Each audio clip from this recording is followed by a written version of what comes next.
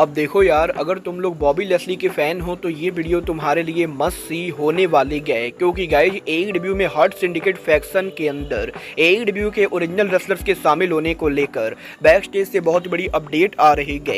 AEW में Sami Callahan के debut को लेकर जॉन मॉक्सली का बहुत ही बड़ा टीज आ चुका है। एईडब्ल्यू में केसली के रिटर्न सिचुएशन को लेकर बैक स्टेज से काफी बड़ी अपडेट आ चुकी है। एईडब्ल्यू का रैम्पेज शो कब शट डाउन होगा, इसको लेकर काफी बड़ी अपडेट आ रही गए। तो गाइज वहीं एईडब्ल्यू के फॉक्स नेटवर्क पर मेन चैनल पर ब्रॉडकास्ट होने को लेकर डब्ल्यूओएन ने काफी बड़ी अपडेट दी गए। तो गाइज चलिए बिना किसी देरी के शुरू करते हैं इस वीडियो को, और सबसे पहले बात करेंगे बॉबी लेस्ली की। गाइज यहाँ पर ये बात तो हम सभी लोगों को मालूम है, एईडब्ल्यू में एमवीपी और शेल्टन बेंजामिन के डेब्यू करने के बाद पॉसिबली एईडब्ल्यू के रेसल ड्रीम पेपरव्यू के ऊपर बॉबी लेस्ली एईडब्ल्यू के ऊपर डेब्यू करेंगे। और एईडब्ल्यू में बॉबी लेस्ली के अराइवल के बाद हमें यहाँ पर ऑफिशियली हर्ट सिंडिकेट फैक्शन देखने को मिलेगी। बट अब यहाँ पर इस फैक्शन के अंदर बॉबी लेस्ली, शेल्टन बेंजामिन और एमवीपी के अलावा कुछ और रेसलर्स के शामिल होने को लेकर बैक स्टेज से काफी बड़ी अपडेट आ रही है। गाइड यहाँ पर फाइटफुल सेलेक्ट ने इस चीज को कंफर्म किया है कि एईडब्ल्यू के हर्ट सिंडिकेट फैक्शन के अंदर बॉबी लेस्ली, एमवीपी और बेंजामिन के अलावा एईडब्ल्यू के ओरिजिनल रेसलर शामिल होने वाले गए। और एईडब्ल्यू के अंदर ऑलरेडी यहाँ पर पावर हाउस हॉब्स को इस फैक्शन में डालने को लेकर बातें चल रही है। बट इसके अलावा एईडब्ल्यू के अंदर एईडब्ल्यू के 3 of the original superstar Scorpio sky और प्राइवेट पार्टी को भी एईडब्ल्यू के अंदर बॉबी लेस्ली के हर्ट सिंडिकेट फैक्शन में डालने को लेकर एईडब्ल्यू के अंदर इनिशियल डिस्कशन हुआ था। और आज से करीबन 1 महीने पहले जब एईडब्ल्यू और बॉबी लेस्ली के बीच में कॉन्ट्रैक्ट नेगोशिएशन शुरू हुआ था, उस समय ही एईडब्ल्यू कंपनी प्राइवेट पार्टी और स्कॉर्पियो स्काई को इस फैक्शन में डालने का प्लान कर रही थी। बट अब यहाँ पर उस प्लान को रद्द कर दिया गया है और एईडब्ल्यू के अंदर अब प्राइवेट पार्टी हर्ट सिंडिकेट को रिप्रेजेंट न करके बल्कि उनके सिंगल टैग डिवीजन को रिप्रेजेंट करेंगे। But Scorpio Sky hurt syndicate को ज्वाइन करेंगे या नहीं, ये अभी तक एईडब्ल्यू कंपनी ने डिसाइड नहीं किया है। बट गाइज एक चीज 100% कंफर्म है कि एईडब्ल्यू के हर्ट सिंडिकेट फैक्शन के अंदर बॉबी लेस्ली, एमवीपी और बेंजामिन के अलावा 100% कुछ और रेसलर बॉबी लेस्ली के हर्ट सिंडिकेट फैक्शन को ज्वाइन करने वाले गए। वेल आपको क्या लगता है एईडब्ल्यू के कौन कौन से रेसलर्स को बॉबी लेस्ली के हर्ट सिंडिकेट फैक्शन में डालना चाहिए, आप लोग मुझे कमेंट करके बताइए। बट गाइज जहां तक बात रही डेब्यू करने की, तो गाइज यहीं एईडब्ल्यू में डब्ल्यूडब्ल्यूई के मल्टीपल रेसलर्स के डेब्यू करने के बाद अब टीएनए रेसलिंग के एक पॉपुलर सुपरस्टार को एईडब्ल्यू में डेब्यू को टीच कर दिया गया है। और ये सुपरस्टार और कोई नहीं बल्कि सैमी कैलाहन है। गाइज यहाँ पर ये बात तो आप सभी लोगों को याद होगी, आज से करीबन 1 साल पहले एईडब्ल्यू के अंदर सैमी कैलाहन के डेब्यू को लेकर काफी सारी रूमर चली थी, क्योंकि उस समय एईडब्ल्यू सुपरस्टार जॉन मॉक्सली के द्वारा सैमी कैलाहन के साथ उनके फैक्शन स्विच ब्लेड कॉन्स्पिरेसी को लेकर यूएसए के अंदर ट्रेडमार्क फिल किया गया था। और जैसे ही मॉक्सली ने यह ट्रेडमार्क फिल किया, इस चीज को लेकर हैवी रूमर चली थी कि एईडब्ल्यू सैमी कैलाहन को साइन करने वाली गए। और काफी बार एईडब्ल्यू के बैक स्टेज के ऊपर उस समय सैमी कैलाहन को देखा भी गया था। और अब यहाँ पर टोटल 1 सालों के बाद फाइनली यहाँ पर इस हफ्ते जॉन मॉक्सली को उनकी tag team Switchblade Conspiracy का ट्रेडमार्क मिल चुका है। और फाइनली 1 साल के बाद अब John Moxley officially Switchblade Conspiracy faction का ट्रेडमार्क ओन करते गए। और अब जबकि मॉक्सली को यह ट्रेडमार्क मिल चुका है, तो गाइज एक बार फिर से इस चीज को लेकर रूमर चल रही है कि एईडब्ल्यू के ऊपर सैमी कैलाहन पॉसिबली डेब्यू करने वाले गए। वेल मुझे यहाँ पर नहीं लगता है कि सैमी कैलाहन को एईडब्ल्यू को ज्वाइन करना चाहिए। बट गाइज चलिए फिलहाल आगे बढ़ते और बात करते हैं एईडब्ल्यू में कीथ ली के रिटर्न सिचुएशन की। गाइज यहाँ पर ये बात तो हम सभी लोगों को मालूम है, कीथ ली यहाँ पर डब्ल्यूडब्ल्यूई के उन रेसलर्स में से गए जिनके एईडब्ल्यू को ज्वाइन करने के बाद वो मैक्सिमम टाइम यहाँ पर इंजर्ड रह गए। और लगभग पिछले 1 साल से एईडब्ल्यू के अंदर कीथ ली यहाँ पर इंजरी की वजह से शो पर अपीयर नहीं हुए हैं। और 1 साल तक कीथ ली के इंजर्ड रहने के बाद अब यहाँ पर जब कीथ ली की इंजरी लगभग ठीक हो चुकी है, तो इस हफ्ते फाइटफुल की तरफ से एक बड़ी रिपोर्ट सामने आ रही है। गाइज यहाँ पर फाइटफुल ने यह कंफर्म किया है कि कीथ ली को ओरिजिनली जो इंजरी हुई थी, उस इंजरी की सर्जरी के बाद कीथ ली की इंजरी लगभग ठीक हो गई थी। बट गाइज सडनली यहाँ पर कीथ ली को कोई नई इंजरी हो चुकी है। और ये नई इंजरी क्या है, ये अभी तक यहाँ पर कंफर्म नहीं हुआ है। बट गाइज यहाँ पर एईडब्ल्यू के बैक स्टेज से अपडेट आ रही है कि कीथ ली के किसी अनडिस्क्लोज मेडिकल कंडीशन की वजह से उनके रिटर्न को डिले कर दिया गया है। और गाइज कीथ ली को ये नई इंजरी कैसे हुई गए, इसके बारे में अभी फिलहाल तो कोई भी अपडेट नहीं गए। बट गाइज यहाँ पर अभी इस इंजरी की वजह से कीथ ली यहाँ पर एईडब्ल्यू के ऊपर अपीयर नहीं होने वाले गए। वेल देखना दिलचस्प होगा कि कीथ ली के कॉन्ट्रैक्ट के एक्सपायर होने के पहले वो एईडब्ल्यू के ऊपर वापस आते भी है या नहीं।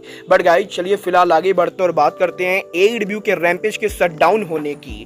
वेल गाइज बात करें अगर यहाँ पर AEW के रैम्पेज शो की, तो गाइज ये बात तो मैं आपको ऑलरेडी बता चुका हूँ। AEW और वार्नर मीडिया के न्यू टीवी डील के बाद AEW का डायनामाइट और कोलिजन वेडनेसडे और सैटरडे को कंटिन्यू होगा, बट AEW के रैम्पेज शो को लेकर वार्नर मीडिया की तरफ से कोई अनाउंसमेंट नहीं की गई है। और जब से यहाँ पर वार्नर मीडिया का प्रेस रिलीज हुआ है, तब से ही इस चीज को लेकर रूमर चल रही है कि AEW का रैम्पेज शटडाउन होने वाला है। वेल अब यहाँ पर इस हफ्ते एंड्रू जेरियन ने ये ऑफिशियली कंफर्म कर दिया है कि AEW का रैम्पेज शो आने वाले 3 महीनों के बाद ऑफिशियली यहाँ पर शटडाउन होगा। और जब यहाँ पर 2025 के अंदर WBD और AEW का न्यू टीवी डील ऑफिशियली शुरू होगा, तो गाइज उस समय AEW के रैम्पेज को शटडाउन किया जाएगा। और दिसंबर 2024 वो मंथ होने वाला है जब AEW का रैम्पेज शो आपको आखिरी बार देखने को मिलेगा, क्योंकि 2024 के ओवर होते ही AEW के रैम्पेज को ऑफिशियली शटडाउन किया जाने वाला है। और अब ये देखना दिलचस्प होगा कि AEW के रैम्पेज के शटडाउन होने के बाद AEW का डायनामाइट और कोलिजन के अंदर क्या कुछ चेंजेज होते गए। बट गाइज जहां तक बात रही AEW के इस न्यू टीवी डील की, तो गाइज ये बात तो आप सभी लोगों को मालूम होगी। आज से करीबन 4 दिन पहले जब AEW का टीवी डील अनाउंस हुआ था, तो गाइज ओरिजिनल रिपोर्ट के अंदर ये कहा गया था कि AEW के टीवी डील के लिए AEW को वार्नर मीडिया ने $150 मिलियन की डील दी गई। और गाइज वार्नर मीडिया और AEW के न्यू टीवी डील को लेकर वैरायटी के द्वारा जो सबसे पहली रिपोर्ट निकाली गई थी,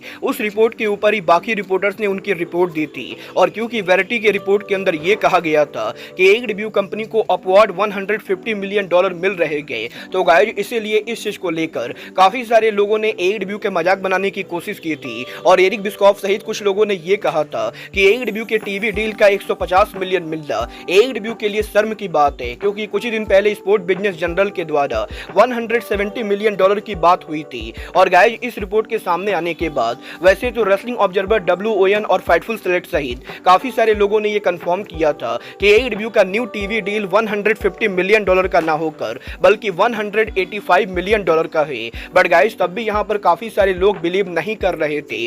बट गाइज अब यहाँ पर फाइनली इस हफ्ते के ऊपर जिस ओरिजिनल मीडिया ने यहाँ पर AEW के टीवी डील की रिपोर्ट की थी, उस ओरिजिनल आर्टिकल ने यहाँ पर उनके आर्टिकल को अपडेट किया है। और गाइज बेसिकली वहाँ पर वैरायटी ने खुद उनके आर्टिकल को अपडेट करते हुए इस चीज को कंफर्म किया है कि AEW के टीवी डील को लेकर वैरायटी ने जो $150 मिलियन की रिपोर्ट लिखी थी, वो रिपोर्ट यहाँ पर सही नहीं थी। और एक्चुअल में AEW का न्यू टीवी डील $185 मिलियन का है।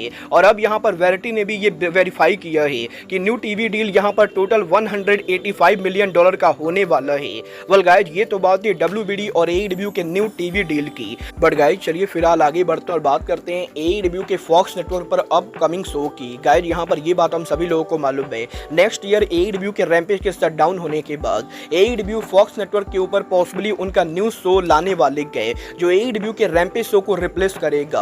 और यहीं AEW के फॉक्स नेटवर्क के ऊपर न्यू शॉक वेव शो आने को लेकर अब इस हफ्ते एक और बड़ी रिपोर्ट सामने आ रही है। गाइज यहाँ पर ये बात तो हम सभी लोगों को मालूम है, जब से AEW और फॉक्स के डील की नेगोशिएशन सामने आई गए, तब से इस चीज को लेकर रूमर चल रही है कि AEW का जो न्यू टीवी शो आने वाला है, वो यहाँ पर फॉक्स नेटवर्क उनके मेन चैनल पर ना लाकर बल्कि FS1 के ऊपर लाएगी। क्योंकि गाइज यहाँ पर इस बात में कोई भी शक नहीं है कि AEW के न्यू टीवी शो की व्यूअरशिप WWE के स्मैकडाउन के मुकाबले बहुत ही कम होने वाले गए। और जब यहाँ पर स्मैकडाउन के 2 मिलियन से ज्यादा व्यूअरशिप होने के बाद भी फॉक्स नेटवर्क ने उनके मेन चैनल से स्मैकडाउन को हटा दिया, तो इसीलिए फॉक्स नेटवर्क के मेन चैनल के ऊपर AEW के किसी सेकेंडरी टीवी शो का आना फॉक्स नेटवर्क के लिए प्रॉफिटेबल नहीं होने वाला है। और इसीलिए लोग ये बिलीव करते गए कि अगर यहाँ पर फॉक्स नेटवर्क AEW में सच में कोई शो लाने वाले गए, तो वो शो यहाँ पर मेन चैनल पर ना आकर बल्कि FS1 के ऊपर आएगा। बट अब यहाँ पर इस चीज को लेकर रिपोर्ट आ रही है कि पॉसिबली AEW का new TV show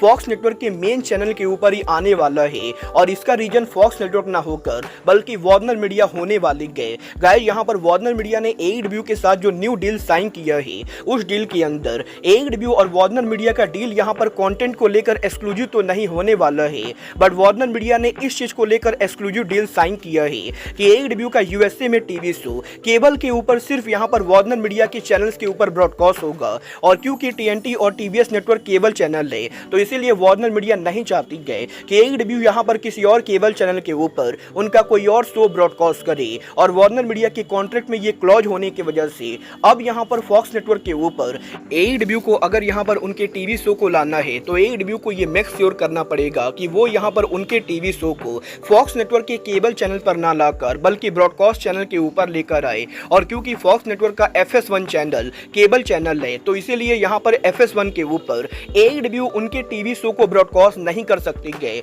but guys क्योंकि फॉक्स नेटवर्क का मेन चैनल केबल चैनल ना होकर बल्कि नेटवर्क और ब्रॉडकास्ट चैनल है, तो इसीलिए यहाँ पर उस नेटवर्क के ऊपर AEW का टीवी शो ब्रॉडकास्ट होने में कोई भी प्रॉब्लम नहीं गए। और गाइज बेसिकली यहाँ पर AEW कंपनी अब यहाँ पर फॉक्स नेटवर्क के ऊपर अगर उनके शो को लाएगी तो वो यहाँ पर फॉक्स नेटवर्क के मेन चैनल पर होगा, क्योंकि फॉक्स नेटवर्क के बाकी चैनल केबल चैनल है और वार्नर मीडिया ये अलाउ नहीं करेगी कि AEW का शो किसी और केबल चैनल के ऊपर हो। वेल गाइस, फाइटफुल सेलेक्ट ने इस चीज को अब कंफर्म किया है कि AEW और फॉक्स नेटवर्क के टीवी डील के अंदर फॉक्स नेटवर्क के ऊपर अगर AEW को उनके शो को केबल चैनल के ऊपर लाना है तो इसके लिए यहाँ पर AEW को वार्नर मीडिया से परमिशन लेनी होगी। और अगर यहाँ पर वार्नर मीडिया परमिशन देती गए तभी यहाँ पर AEW का शो FS1 के ऊपर आ पाएगा। बट अगर यहाँ पर वार्नर मीडिया परमिशन नहीं देती गए तो या तो AEW और फॉक्स नेटवर्क का टीवी डील कैंसिल होगा या फिर AEW का शो सच में मेन चैनल के ऊपर आएगा। मतलब ये आने वाला टाइम बताएगा कि वार्नर मीडिया AEW के शो को FS1 पर जाने देती गए